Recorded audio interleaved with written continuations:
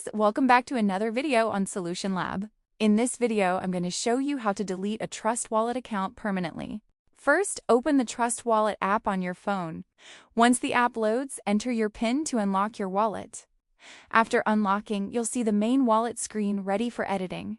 At the top middle of the screen, tap the drop-down arrow next to your main wallet. This will show all your wallets in Trust Wallet. Next, tap the three dots menu icon on the main wallet. This opens wallet-specific options for managing your wallet. At the top right, you'll see Delete next to Save. Tap Delete to remove this wallet from your Trust Wallet app.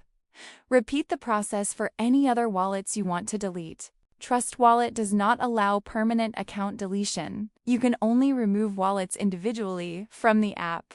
So, deleting all your wallets effectively removes your account data locally. And that's how you can safely delete wallets in Trust Wallet. If this tutorial helped you, make sure to subscribe for more simple crypto tips. Also, comment below if you want me to show more Trust Wallet tricks. I'll cover them in the next video.